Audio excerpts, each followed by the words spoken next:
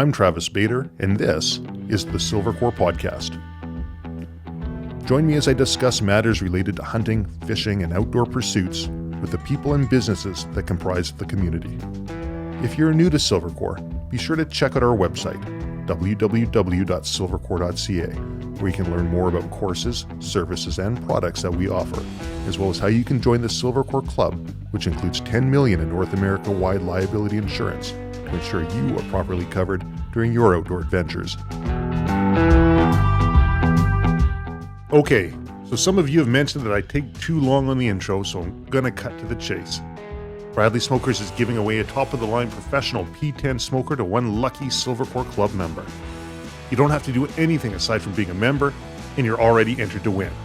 I've used Bradley Smokers for years, love them, and vouch for them 100%. Can't wait?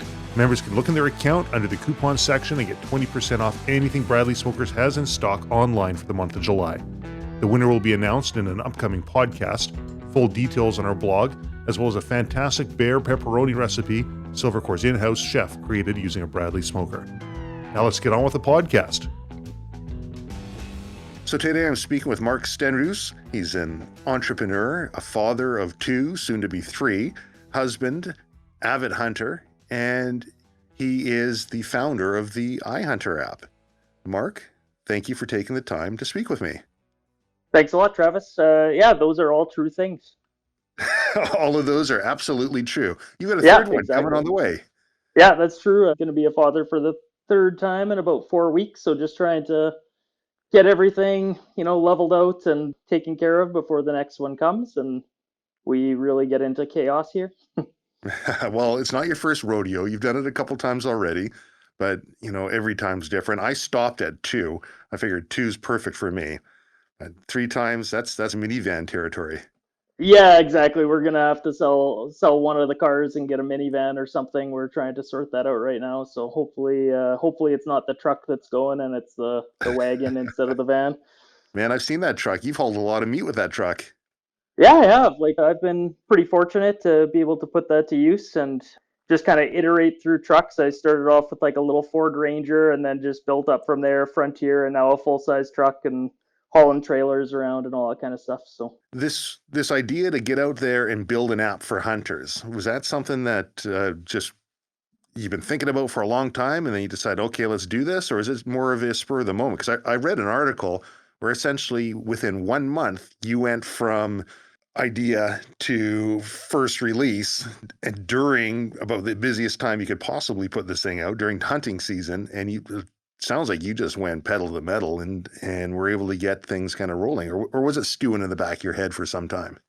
No, you did your homework. That's good. You're right. It was about 8 or 9 years ago, and it's actually because I started hunting in the Calgary area. I've always hunted central and northern Alberta with family and friends and always had that network to rely on. I never really had to do my own research. It was always just show up, everything's taken care of. You don't have to put in any effort yourself. And when you start hunting on your own, you realize that that's not reality. And you actually have to figure out what you can hunt, where you can get access. And so when I started looking for that data, I realized that it was actually quite cumbersome to figure that stuff out, at least in Alberta, and that's where I'm hunting.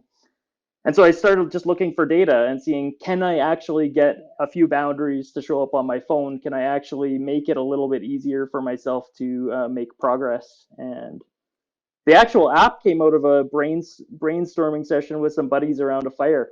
We were just sitting and chatting about ideas for products, for stuff, what we're going to do. And we ended up coming up with a bet, myself and another guy, of, I think it was a recurring revenue bet. Who could get the most recurring revenue in a year for something? And I had already kind of started piddling with this. So I was like, well, let's just try it and see what I can get going in a couple of weeks. And you're right. It was about a month. Just did a very basic version for Alberta, just big game, just WMU boundaries, kind of assessing the market. We actually did some guerrilla marketing at a Bass Pro. I would just go in on a weekend and I'd go up to individual shoppers in the store and start talking to them. And I'm sure it was pretty creepy, but yeah, I got some good feedback. So I just kind of continued with things. So did you win the bet?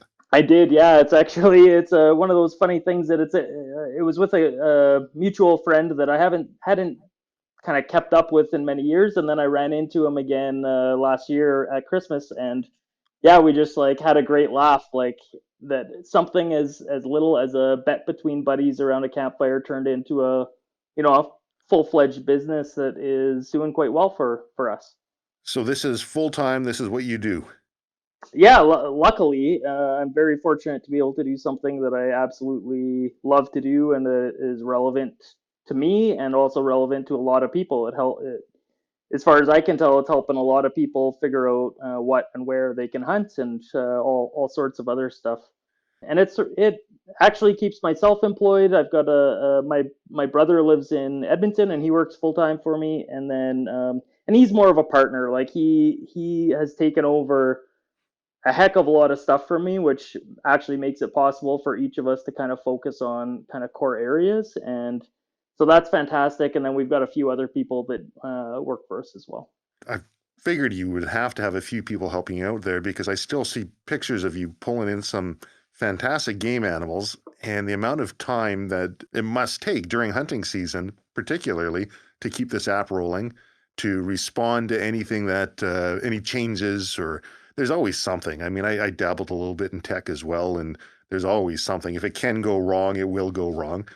I was out in BC here doing some hunting, and I pulled out the iHunter app and I went and I clicked on an area, and it had a certain part of it that I guess it linked out somewhere else. And when I clicked on it, it was linking to an external site. It didn't load. And so I was in cell reception. And so I sent a quick message over to your team. Immediately I get something back. They said, "Oh, we're looking into it." And then I get a response back. It says, "Oh, it looks like the government site is actually down, but you guys are on this." I mean, it's got to be, if I'm doing that, if I'm sending something out like that, you guys probably have a ton of people around North America that are doing the same thing. Yeah, we do get like during hunting season, it can get a little crazy. It's very busy for support, but usually they are very common questions, things that we can get people back up and running very quickly. So most of the time, I can pass it off to Chad, and Chad can handle most of the support calls, so that during the fall I can get out and do a little hunting. But occasionally it does happen where something goes down that either Chad doesn't know how to do, or just like it's a big enough issue I need to pull the plug on my hunt. And there have been times where I've just crawled up into my tree stand, sitting there for half an hour, it's barely light out, and I get frantic phone calls. And I look down at my phone and there's 15 missed calls, and I'm like, oh crap. Okay, I'm coming back, and beeline back into the city and get to the office. But hopefully, yeah, it doesn't happen too often that that's the case. But yeah, a good team definitely helps to kind of alleviate some of that stress.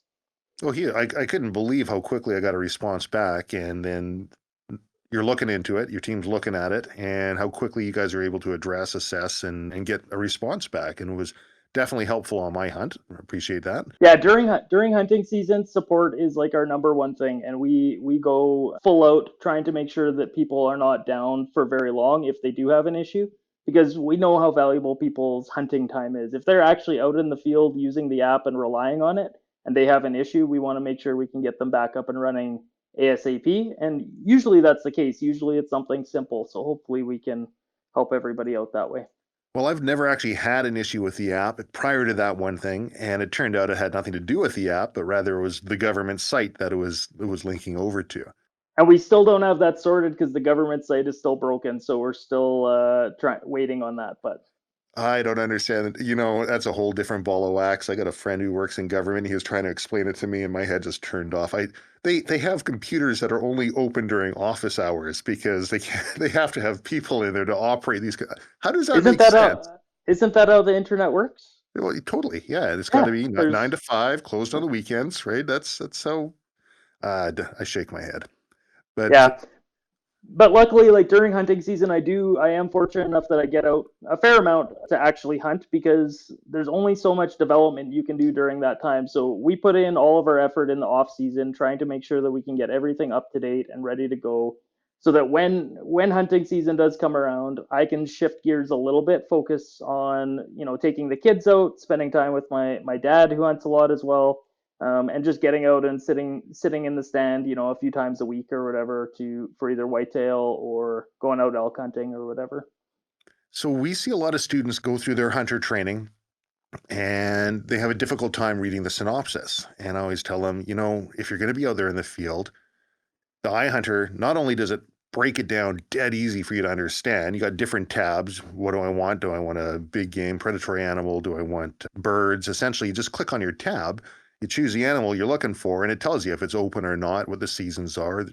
It's everything there. And if you doubt the veracity of anything that might be populating in there, you've got the regs there as well. So you can quickly click that and link over to it. And for a while, because I've been using the iHunter app for a while, that was huge. That was a big, easy selling feature that I liked, and I know many others did like. What I really like now is your overlays, your public land overlays that you have. I appreciate that. That's taken a lot of work and a number of years of trying to figure out and kind of fine tune that. But like you say, the basics of iHunter, part of the base app with the WMU boundaries and regulation or season summaries rather, you're right. Like that was and still is like a pretty core feature that people rely on. And I think the biggest thing there is just that it narrows it down on the WMU or the management unit that you're hunting. So when you go in the synopsis, it's for the entire region. So you're combing through the lines trying to figure out, okay, well, does this which zones does this specific season apply to? And you got to go through those comma separated lists and kind of narrow it down that way. But if you really focus in on the WMU and do some of that work for the user so that they can look at that zone where they're going to hunt, because that's typically what people do is where you're going to hunt, or at least the ballpark area where you're going to hunt, and then you figure out what can you hunt there. And people do it the other way around as well, but that's a common use case anyways. So that basic functionality, I think people have just come to expect. One of the things we added into that recently is the filtering mechanism. So on that WMU view page, you can actually tap on the filter button and you can filter out things like if you're not interested in any of the youth seasons or any of the special equipment season, like if you're not an archery hunter, you could just turn off all of the archery seasons. And then you're left with just the seasons that you're actually interested in. Right. Even for people that come through and do the firearm safety course, and they say, well, where's a lawful place where I can discharge my firearm? Well, on Crown land. Well, where's Crown land? Well, guess what? Take a look at the iHunter map. It'll show you where Crown land is, right? I mean, make sure you're observing municipal bylaws, everything else. And there's always that caveat there that even our BC hunting synopsis has the same caveat, which says this isn't the actual law, even though it's a thing that they distribute to all the hunters.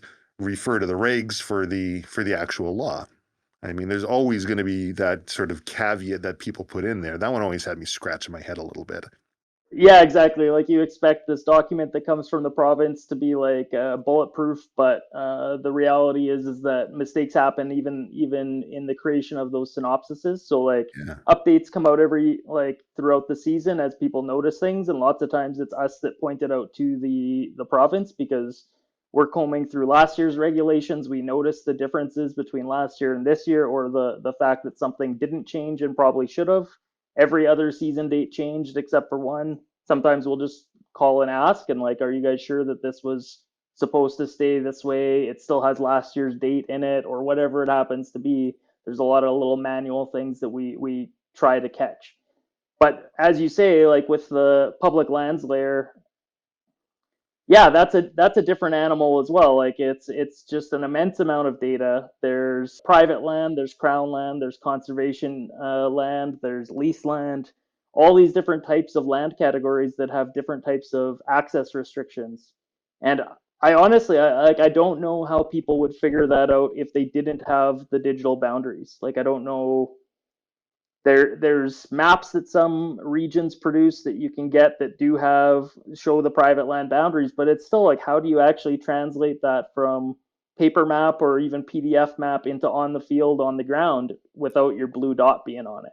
Right. And so I think that's definitely the advantage that iHunter has, is it takes all this open data that the province does supply, and they do a really good job of creating and updating a bunch of these different types of boundary data. And then yeah, we basically put that into a format that really works well on your device, works well without cell reception. So almost all of the boundaries can be used without cell reception. There's some exceptions to that we can talk about. But yeah, it makes it easy for people. So people aren't fighting with giant data URLs and trying to import them into other apps. It is a $10 annual fee, but it's like a pretty small fee for the simplicity of being able to just turn it on and go and know where your crown land is, know the property IDs for all of the private land. So you can Yes. actually pull up the property identifier for a parcel of land, and then you can use, I can't remember the website right now, but BC has a system where you can do land title searches based on that BC property Online. identifier. Yeah, exactly. Yeah, BC Um, Online will do that. I always get confused because like we do this for so many different provinces. So I know you're mostly based out of BC, correct? For the training, yeah, we do work all across Canada, but for our head offices are based out of Lower Mainland here. Yeah. Yeah, I find it really interesting that I get the chance to kind of look at the system in all these different provinces and states and try to and get a chance to kind of compare how different people do things. And BC is fantastic for the data. Ontario is pretty good as well, but you also have to pay for a bunch of the property, like the private land boundary data, whereas BC is just very generous and they want people to have access to this data because they don't want people making mistakes and trespassing and things like that. That kind of makes sense to me. It does for me as well, but you would be very, very surprised. The systems in some places it's just impossible to get.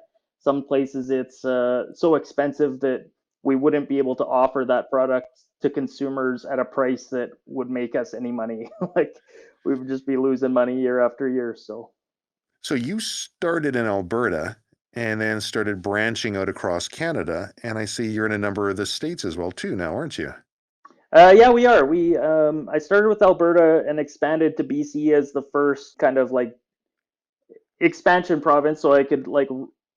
You said you're involved in technology, so it's like it's one thing to program something for a specific location, and then it's another thing to generalize that so that you can update it with all the different provinces' data and generalize things in a way that actually fits the system in all of those different places because every different province has a different set of draw systems, general seasons, how they display their data, firearms restrictions, all that kind of stuff. And to try to figure out like a general format that works for all of those is quite a challenge. The latest one that we just finished and released is for Montana.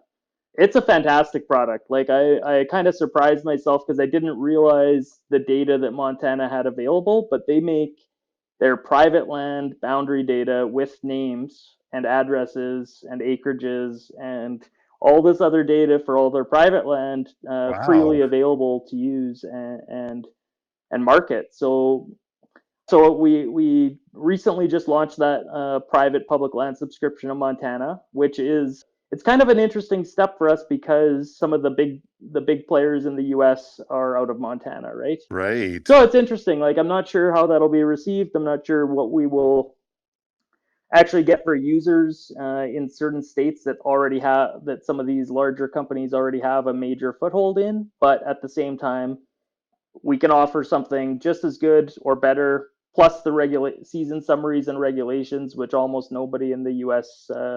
Currently does, and we can do it cheaper. So I'm hoping that we're going to be able to get a little bit of a foothold down there. Yeah, it's a tough market. I mean, it's people get really entrenched in what they know and what they've used, and particularly in the technology world when it comes to your average hunter. If they're going to subscribe to the technology, once they learn that, that's something I found they tend to hold on to. So I got to imagine there's some challenges there. Yeah, and especially with some of the big players in the U.S. Like I'll say it, it's OnX, right? Like OnX is, Oh yeah, they're huge. and it's a great product for Sure. the regions that they support. It's a fantastic product. We've got our niche in Canada where we definitely do have a little bit.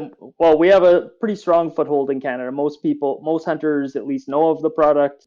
We're starting to gain traction in a lot of provinces. But in the States, we haven't had that much success. And that's largely because we're not spending the marketing dollars and the trying to get the visibility in the US that some of these larger companies have that are running on funding and large teams and aren't running with, two or three guys out of their basement. But you're the scrappy underdog, though, right? For sure, yeah.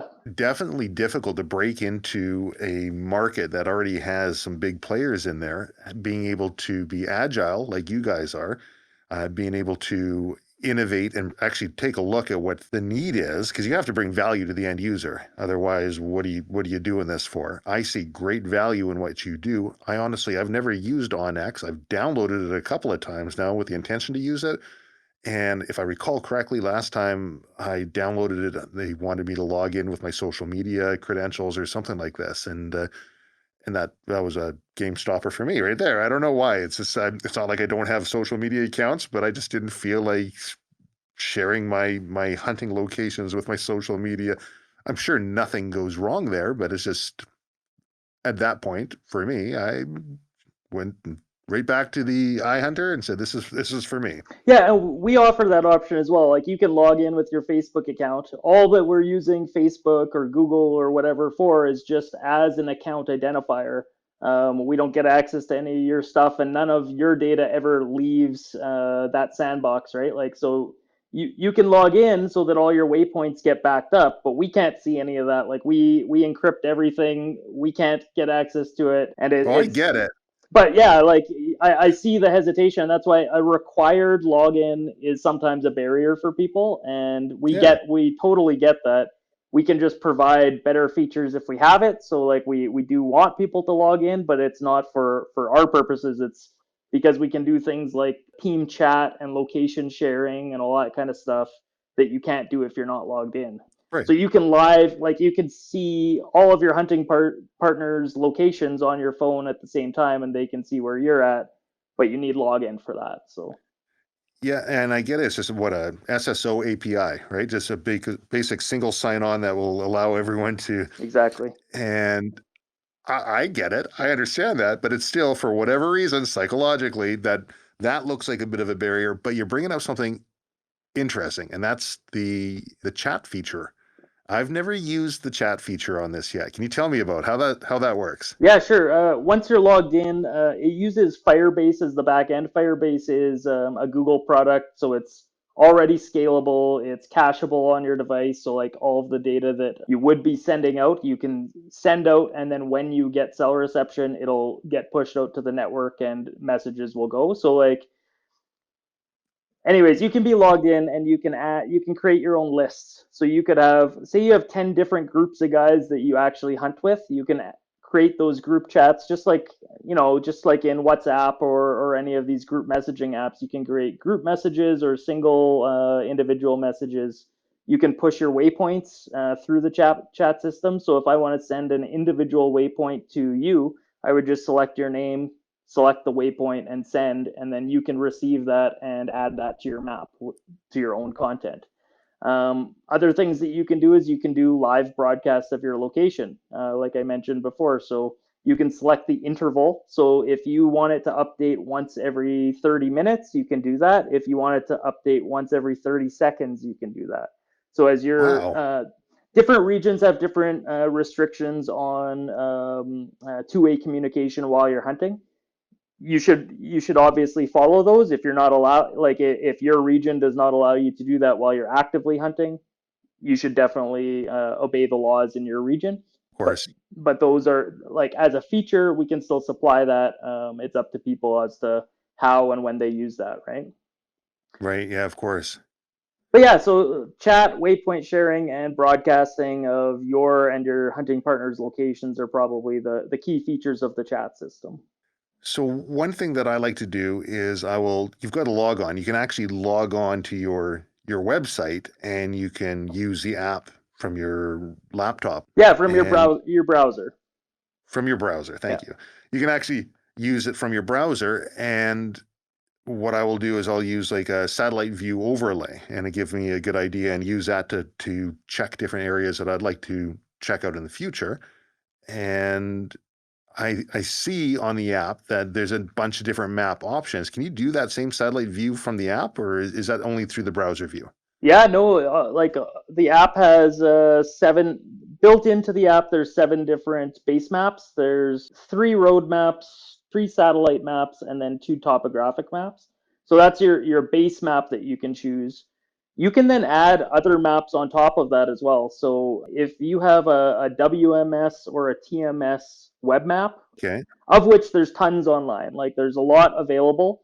Legally, we might not be able to just like go and grab all of those URLs and say use this map, but like there's a lot out there. And if you want to add your own map layer onto iHunter, like if you want to add your own semi-transparent topographic 1 to 20,000 scale map on top of your satellite imagery, you can do that. You just Very have to cool. grab that map and add it in, add the URL, and you're good to go. You can also cache those maps, or some of them, anyways. Some of the maps, it'll say right on the map, cacheable or not cacheable.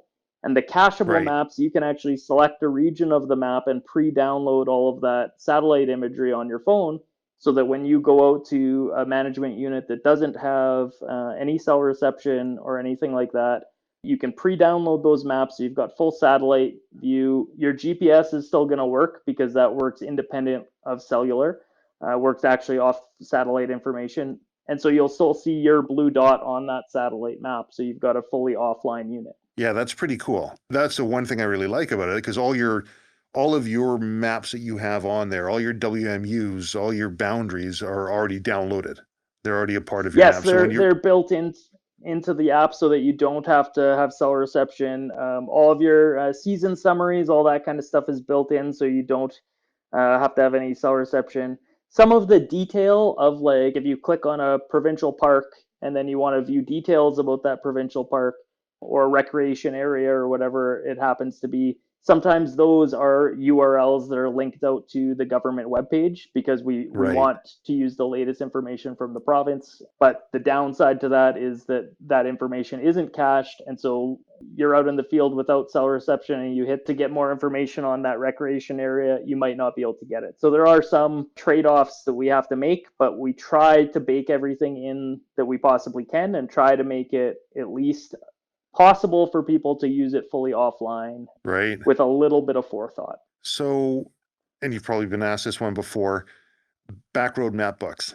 Do they make it easy to integrate with your app? I got to imagine that they're somewhat proprietary in the way that they display their information. Yeah, actually, they have proposed that we integrate their map into the app, which we can do. It shouldn't be a problem. We've tested it, it works. But yeah, like as with any Backroads Mapbooks product, you're gonna have to pay for that layer as well, a subscription fee. Sure. I think like yeah, and I think they have integration options in some other GPS mobile app products out there, and I think the prices can range from $20 to $40 depending on the product or whatnot. But yeah, like I think we could add that, and if we're kind of seeking feedback, if lots of people think that that is a valuable map to add in there, I should maybe reignite that conversation with them and see if they do want to move forward with it. It wouldn't be a bad idea. You know, the founder of Backroad Mapbooks was my brother-in-law's dorm mate at UBC. Oh yeah, yeah. No, so we definitely can add that. One of the things that we've been trying to do is build mapping products that are kind of as good or better than what is provided in Backroads Mapbooks. So we do have, like I said, we do have topographic maps that you can layer on top of satellite maps. We have, for BC in particular, the Open Data BC website has a bunch of WMS map layers that you can add in to iHunter as overlays. So you can go and you can get all of the Forest Service roads, and you can add that layer into the app, and now you've got all of the back roads. You can go and get Really? yeah, like there's a ton of data on Open Data BC. You can go and get all of the burn data for the province for the current year or for previous years, and then you can add that in on your own. So we're trying to make it possible for people to do whatever they want, but we're Wow. also realizing that a lot of people don't get past the stuff that we supply and make easy to Right. view. So like that's Right. kind of why we have the public lands layer with the private public land. It's all that data is available in some form or another on the Open Data BC website. And you could add some of those layers on yourself, but do people do that? A Right. lot of people don't have maybe the technical ability to like go and figure those things out, or they just don't want to spend the time. And $10 is a lot cheaper than an hour of most people's time. Totally. Yeah, I get that. Maybe we should look at putting together a little how-to video on how to take those WMS maps and populate it on iHunter. Definitely. Like we do have a couple of those up already. So in the FAQ section of the app, so bottom left corner of the app, there's a info button and you can click on that. And then there's a tutorial section and we've got about 20 or 25 videos, one of which is adding WMS maps. But I think what I'm going to start focusing on is doing some more kind of task specific videos that are for, like maybe for a region. So for BC, okay, so specifically, how do I get this particular burns map onto the app with this type of data and show it in this color, etc. That makes it pretty easy to scout for your next morel adventure. Yes, exactly. I've heard a lot of people since I've been talking about this, and I've supplied the like some instructions to individuals about like how to add the burns layer and stuff. And yeah, I think that's the primary use. Totally. And again, I think that there's certain layers that we should probably be curating a little bit more and also including in the app. So, say the burns layer, for example, the province supplies a WMS layer that shows all burns for all time in the province, but it doesn't show one that's just for the previous year or just for the previous 2 years, which is what's most relevant to most Right. morel hunters or mushroom hunters in general. Like that, Right. they're looking for the last year's burns or maybe the year before burns, and those are going to be the hot spots. So we might want to curate some of those and add layers into the product specifically for those tasks. It's not a bad idea. Yeah, and maybe that's something that we could do some of these tutorials kind of in concert with you guys. Like I know you guys have a lot of online content, and I think you're working on some online courses as well. We got a number, yeah, and we got a number in the hopper that we're going to be rolling out here shortly. So online training is definitely a big thrust that we've been working into. Actually, when I talked about you earlier about in the tech world, I had a crazy idea of building a SaaS a number of years ago, or software as a service for anybody listening, without any technological background myself, really, and a team of about 5 people. And we went down the road a fair bit until I finally realized I've got no business building a SaaS and decided to change directions a little bit. It was a good learning experience and definitely learned a lot about product development in the tech world. But I can only imagine, man, the amount of work that has gone into making iHunter successful, because simple things like I would get in, I said, well, it's got to work. It's got to work on your browser. Well, which browser? Well, I don't know. Is it Safari? Is it Chrome? Is it Firefox? Is it Internet Explorer? What version of that is it working on? And there's so many different phones out there and there's so many different usage cases. It must be a fair bit to try and keep up on all of that. Yeah, there's so much variation out there, and it is a challenge, definitely. I think the biggest thing with building a tech product is that if you're not a developer or at least able to do some of it yourself, it gets very expensive very quick. Like I to learned that one. yeah, like I thankfully those are my like this is the combination of two of my passions or skill sets or whatever you want to call them. I'm a computing science graduate. I've been doing software development for 15 years prior to doing iHunter, and I'd been doing mobile development at work and learning how to do iPhone and Android development. And so to be able to transition that skill set into and mesh with hunting, yeah, it's the only reason that it was able to work. Because like I mean, bootstrapping anything, even just trying to get out something onto the app store in 30 days, you're not going to get that going through a consultant or something like that. You get it Yeah. by spending every single minute of your free time on your laptop and your lunch hours and whatnot, and just trying to get something out there and then iterate and Oh, make totally. improvements. Yeah, the thing I found with developers, and they can be brilliant and they can be really good at what they do, But man, do they love to chase a new technology. That's Something new true. comes out, and all of a sudden it's, well, I know we built all of this, but this new thing just came out, and we should rebuild it with that because it's going to be so much better. And when you're doing it yourself, if you want to chase that next thing, that's all on you. To be able to understand the different steps in place, not only from the development point of view, but from the cost point of view and the usage point of view and what the UX is going to look like. Like I should imagine all of that was basically in your head. And I'm sure you had some people around you that you could lean on so they could bring their expertise in the different areas. But you had all of that, and you still have all of that in your head. Yeah, exactly. And but you hit the nail on the head with bringing in people that know what they're doing. So early on, I Mm-hmm. did bring, like, after I decided that this was going to be a product, and I was actually going to continue building it and quit my job and all that kind of stuff. I did bring in somebody to help with graphic design and user experience and stuff like that. And he still works with us occasionally to this day, and he's a great friend. And one of the guys that was on that brainstorm fireside chat. It was Gareth. Gareth, yeah, exactly. So we partnered originally, and now we just work together when we can because he's got his other career going and whatnot. But yeah, bring in good people, and that's exactly the same as what I did with my brother Chad. He's a computer engineer. He's smarter than I am. Like, I know that. I'm happy. I'm happy about that. He's Yep. fantastic to work with, and I can trust him. And like, those are the things that are invaluable in any business. If you have trust with somebody, you that can go a long way. And if you've picked good, smart people to work with you, the end result is going to be way better.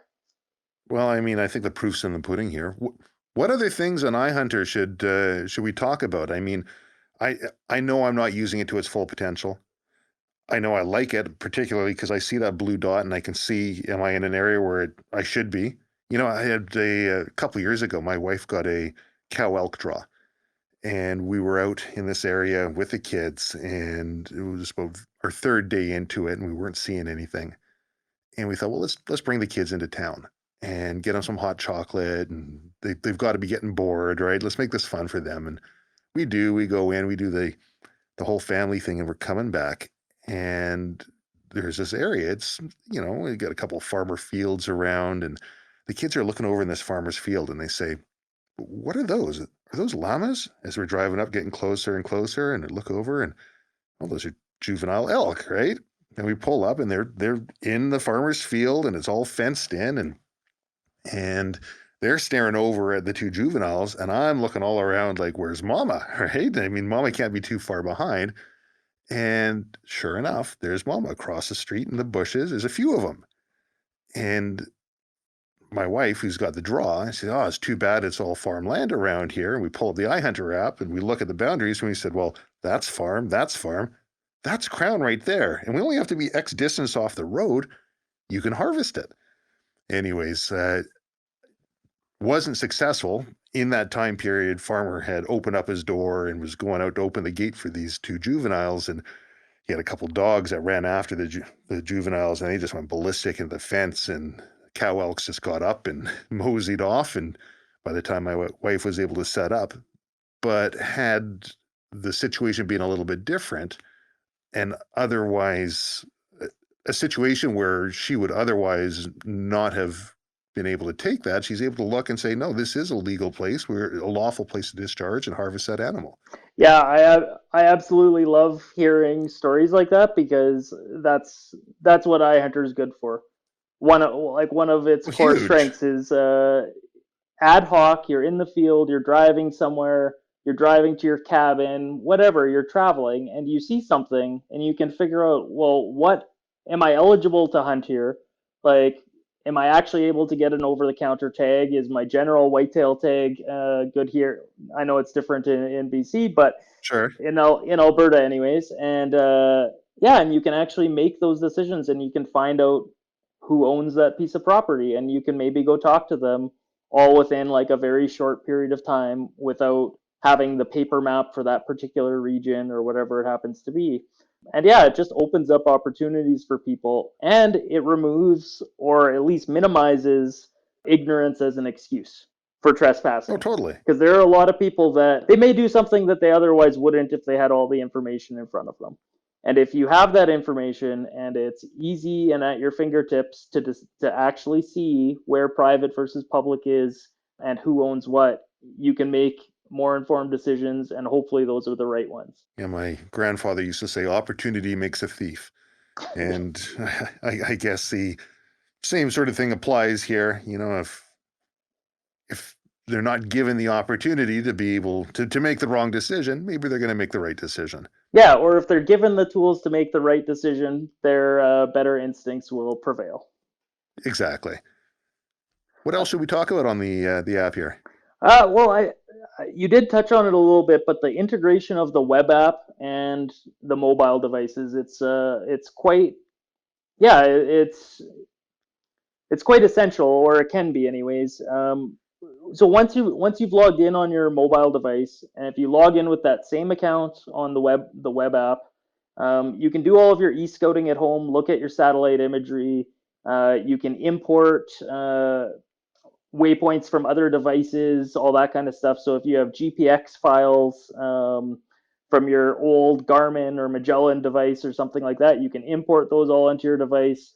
You import them on your mobile device, they'll show up on the web app. You drop a waypoint on the web app to mark something, it'll show up on your mobile device, and you don't have to think about it. You just have to turn on your device. As long as they both have internet access, they'll sync everything up. You'll get all that information on your device. You can even do like drawing and planning out of your hunt. So you can use the drawing tools on the web app. You could map out your routes in places, measure distances. We're working on doing altitude profiles right now for all of the drawing. So if you draw a route in to some mountain area, we're going to be having altitude graphs for that route, all that kind of stuff. Wow. Built in. So that's the drawing tools are available free of charge on the web app. They're part of the ProTools on the mobile device. So it's a $5 one-time fee, and that gives you like your breadcrumb tracking, so that as you're walking through, you can actually leave your breadcrumb track, drawing and measuring, and that ability to add the map layers. That's all included in like the $5 ProTools section. How do you keep the battery usage down with all of those, with the breadcrumbing and the constant tracking like that? Because I don't find it really drains my battery. So it's complicated, but like we do our best to try to minimize battery, because that's ultimately that's the biggest complaint or issue with any phone-based system, is that okay, so you're out in the woods for a few nights or whatnot, and you're going to drain your battery. So you should have backups. Like you should have a battery pack with you. If I'm doing an overnight, I always have at least a battery pack that can give me a couple charges. But not everybody's going to do that. Some people will have those little solar chargers on the outside of their backpack that are just hooked up to devices, so they can plug them in. Most people. Do those work okay? They're not great, but it's like a trickle charge. Like if you're not actively using your phone and do actually keep it plugged in, and you're hiking all day, you can definitely get most of a charge. I'd say a battery pack works better. Yeah, I always go with the battery pack route. Yeah, I think it's a Morpheus battery pack or something like this, real slim, and it's gives me a fair bit of extra juice should I need it. When you're carrying battery packs, because you usually have other devices as well, I always have some sort of GoPro or little camera or something like that. And as long as you've got like adapters that you can use that same battery pack for multiple things, I don't feel it's wasted weight or anything like that, as long as you're making use of it. But yeah, you gotta the double duty on everything, right? You gotta have something that works for multiple devices or uses. You've got all of Canada covered, essentially. Newfoundland, I don't get it, but Newfoundland, the province won't give us the boundary data for like the WMUs or their hunting zones. What kind of hunting is in Newfoundland anyways? Yeah, there's no moose hunting or bear hunting there. Nothing at all. Yeah. Come on. So so we're still working on that. essentially, I looked at the map. It looks like you're basically across Canada, Newfoundland. I think in territories. You're not up in the territories. Yukon, you are. Yeah, we have Yukon. A lot of it is request based. Like if we get requests from people to add a province or add a state, we just look into it right away. We're just like, is it possible? And if it's possible, we add it to the roadmap. But like right now, with the amount of work there is to just like flesh out existing provinces where we have users that are already sold on the idea and they just want more content. We're trying to Yeah. flesh those out and develop these extra features just to make it a full featured product for everybody. So you've basically got buy-in for most of the provinces or states. I mean, you've got people that you can talk with in government that will provide you with information, or it's already readily available, I should imagine. In most cases, it's readily available. Like for a bunch of the provinces, we did have to do that legwork originally to develop some relationships and just to convince them to release data. Like a lot of Hmm. provinces just wouldn't or didn't or hadn't released the boundary data for a lot of this stuff. And I think once you show a little bit of effectiveness, like that you can actually produce something, they see it in other provinces, they see that you've done a good job with other products in other jurisdictions, sometimes they just change their mind. Right. Yeah, I think there's the worry that that they'll give out data, it'll get in once and it'll never get updated, or there'll be stale or incorrect data out there. And I think once they Right. realize that, like, no, this we're doing this full time. That's all we do is ensure that things are up to date, and we do multiple passes a year. We automate everything so that when you get something new out there, we pick that up, we update it, integrate it into the app, and test. So most of them come on board. That's good. I got to imagine it'd be a little bit, give a touch of heartburn having to rely on the government for certain portions of your business, particularly if it's an integral part of that business. Because I know sometimes new regs take a while to come out. New LEH is going to take a while to come out, and you're probably just chomping at the bit, waiting for that information to come through. Yeah, exactly. It's we're usually getting hammered by people already prior to like regulation synopsis coming out. They're after us. Why haven't you updated the app yet for 2020? And it's like, well, the province hasn't released the data yet, so we don't even know what the season information is, and it's kind of entertaining that people think that we should be the definitive, or like they expect us to have things Oh, you before. are? I know, but like I don't want people. I No. honestly, I do not want iHunter to be the only thing people use, right? Like I want people. Everybody should read the synopsis for their Sure. province, basically front to back. Like you should really know the regulations. Then use iHunter as the in the field verifier, or the quick reference, and then verify as well. Like you want to Yes. make sure that you're doing everything legally, and we do our absolute best to make sure that everything we include is as perfect as we can. But there are mistakes in government data. There can be manual mistakes. There can be technical mistakes.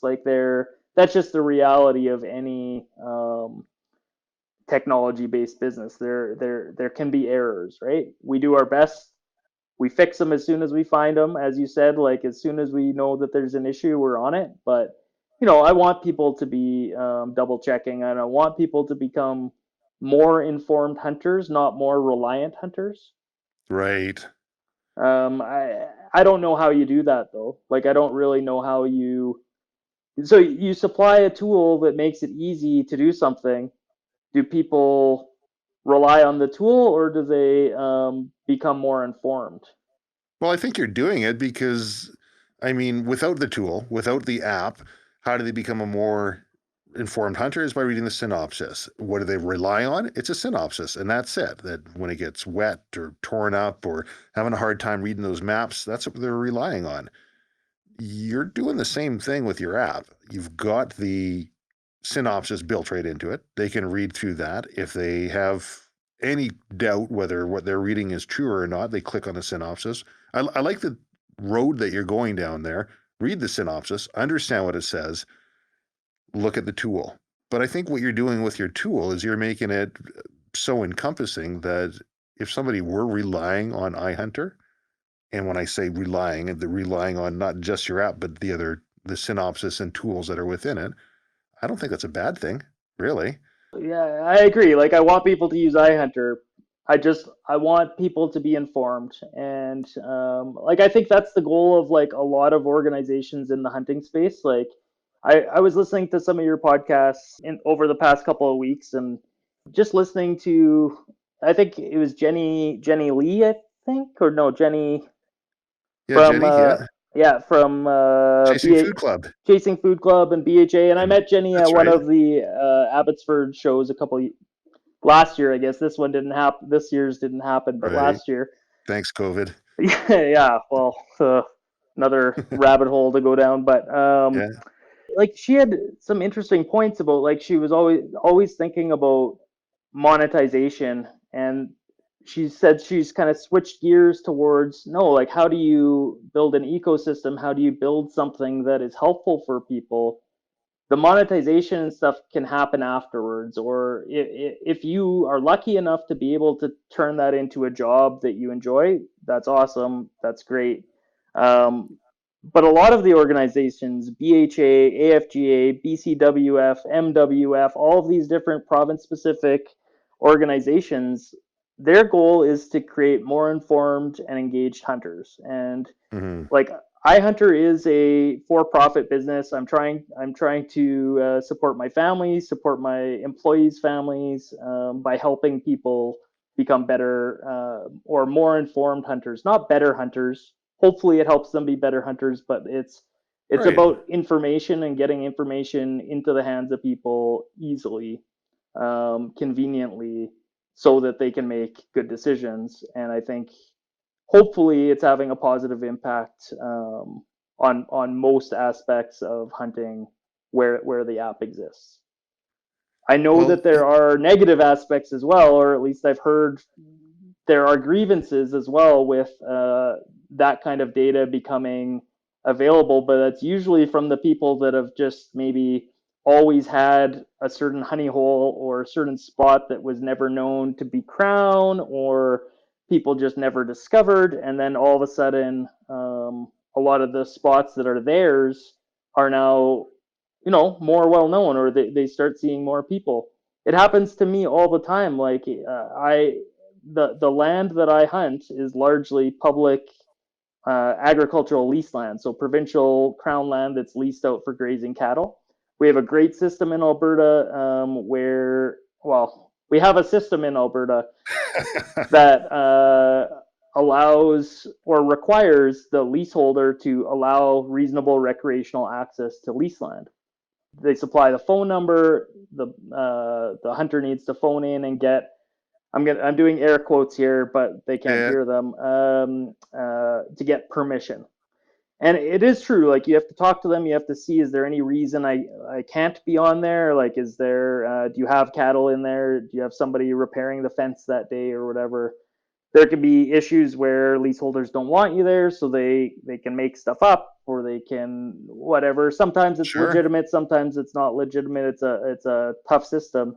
Anyways, that type of land, a lot of people didn't utilize lease land nearly as much, but we integrated that into the product. Some of these leaseholders, they might have been getting 30 calls a year previous years. They might be getting 300 calls a year now. And So you're that hearing that. I'm hearing that, the province is hearing that. It highlights when you make anything available at scale to, the 120,000 hunters in Alberta. Can't remember what BC's About the numbers same. are. When you do anything at scale and you make something available at scale, it highlights the problems and it highlights the bottlenecks of that current system. And the current system puts the bottleneck and the onus on the leaseholder, and it puts a lot of pressure on them. And I totally understand that. Like, it's hard for them to deal with that volume of calls or contacts. But the public should be able to access that land. It's in our legislation. It is public land, and I want people to continue to be able to access that. So I think the solution in a situation like that is work with the province to come up with a better system. But I that's agree. hard. Like it, yeah. That doesn't move quickly at all. But you're sort of damned if you do, damned if you don't. People say, well, I mean, hunting's on the decline. We want to see more people get into hunting ethically and legally. How do we do that? I know. How about we inform them? We make it easy for them to find that information. Now they can do it legally. They know how to contact the landowners. They know where the boundaries are. And you're going to see that obvious backlash. And for the people who are concerned about possibly losing their long-time secret spot, because now other people know about it. I don't know. Like, I get it. I totally get that sentiment. I mean, if you found this place and you start seeing other people in it, that's frustrating and it's upsetting. But as a hunter, it's always the same thing. You want to see more people hunting, just not in your spot, right? You want to see more people. No, It's like yeah, like I encounter it all the time. Like I have developed these spots. Maybe I've scouted them out. I've got trail cams. I got tree stands. I've developed that spot. When I see somebody new in the area, usually what I do is I show them where my tree stands are, where my trail cameras are. I say, you're welcome to use my tree stands. I'd like you to let me know if you're going to. So just shoot me a text, let me know if you're going to be in a stand, and then that way I can go elsewhere to one of my other hmm, spots, and we can give each other space. Like, I think it's way better to just build a bridge and make a friend. I usually, if I see somebody's car parked at a spot that I hunt, I leave them a note, and I just say, give me a call and we'll chat about how we can make this spot work for both of us. And it usually works out awesome. I've had guys that I've met out there that have helped me pull moose out with their quad. I've had guys that I've sat down for beers with after the day's over. It's I don't know. It's a great way to make friends if you handle things appropriately and yeah, you're friendly. yeah. But Don't be a goof about things, right? And you talked about something else there too about the monetization and not wanting to chase a monetization. What Jenny Lee was saying previously in her podcast, and we train instructors how to teach different courses, and a byproduct of that is they're going to then teach to others and charge them for it. And there's going to be monetization. And one thing that I've noticed over the years, time and time again, is the people that go out and worry about delivering a quality product, worry about putting on the best possible presentation, give the best information, the best customer service. They're the ones who carry on and do well. The ones who chase the money, they're always going to be chasing the money. They're always going to be behind it, and they're never going to reach that. If you make money your end goal, it's something that's going to be unobtainable for them. And I think what you're doing with iHunter here is you're constantly thinking of new ways to innovate and bring that information, make it easier for people. Essentially, you're looking at the value that you're bringing to people. And without opening your books or anything, I got to imagine that by default of all of that hard work and ingenuity that's going into it, success is a byproduct of that. yeah, exactly. It depends how you define success in terms of there's monetary success, there's lifestyle success, there's hunting success, I suppose, as well. Like, it's like, yeah, you're right. Like, the business is going pretty okay as a result of building a product that I think people really like, but more importantly, that I think provides a lot of value for the amount of money that it costs. Like, people don't expect to pay through the teeth for an app, and I get that. Well, don't you think it's kind of funny how people are conditioned like that? Your hunter, what do they spend on their rifle? How about their ammunition? How about their truck? How about all the gear that goes with it and the time off work and everything else? But $5 for an app or $10 for an overlay. I mean, give me a break. It's one of the cheapest things out of all of their hunting equipment that they're going to be spending money on. And yet it's the one thing that could possibly make or break a trip if you're for in the example that I gave with my wife, being able to see, hey, wait a minute, we can harvest those animals right there. Yeah, I agree. It's it's paid for by the drive-through coffee that you're getting on the way to your hunting I spot. know. And I think most people, if they get the app and they try it and they spend even 20 minutes using it, they realize the amount of stuff that's in there for the price. Most people are not unhappy. Like, we have very few people that ask for refunds or anything like that. But I think in the cases where people are not happy or they don't see the value, it's probably just because they haven't actually compared like what it includes and actually seen what it is. And maybe that's us not making it discoverable enough, or not having fancy intro videos that like highlight everything or whatever. There's lots of different ways you can go about informing people of stuff like that. It just sometimes that work takes away from the fundamental work as well, and Totally. it's just a balance, I guess. Well, I think, is there anything else that you'd like to talk about on the app there? No, I think you do a really good job of being informed about your guests. I noticed that on a lot of your podcasts. I quite enjoyed the ones that I've listened to so far. I'm gonna get through the rest of them now. I've only listened to 3 or 4 so far, but Oh, hey, thank you. just because yeah, no, I think you do a really good job, and I'm looking forward to hearing some more of these. It was a lot of fun having you on the show here. Is this a show? It was a lot of fun talking with you. I I mean, think it's a I've show. learned. Yeah, is this a show? I think I I don't think know. you've graduated into show territory for sure.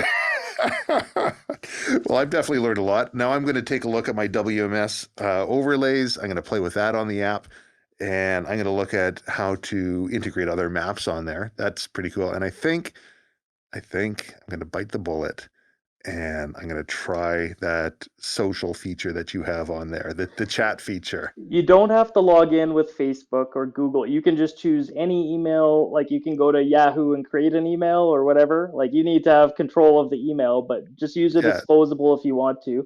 And then yeah, and then you just log in with that. But Okay. like you Well, I'm say, sold. if you're hyper concerned about security and you don't log in, then your waypoints never ever leave your device. Like there's no way, like, you can manually send them to people, like you can export them as a zip file and send them to people or whatnot, or as Can you GPX. can you import by UTM? Like, I can actually type in a UTM. Long Not lat? not UT. Sorry, you can, like, decimal degrees, latitude, longitude. You can add them that way. You can add them in Okay. degrees, minutes, seconds, or you can add them from like a GPX file. So if you have another device that has waypoints on them, you can export to GPX, and then you can import those into iHunter. Beautiful. Or Well, you can just tap on the map. or you just tap on the map. Well, thank you very much for coming on the podcast here. I really enjoyed talking with you, and I learned a lot. I appreciate it, Travis.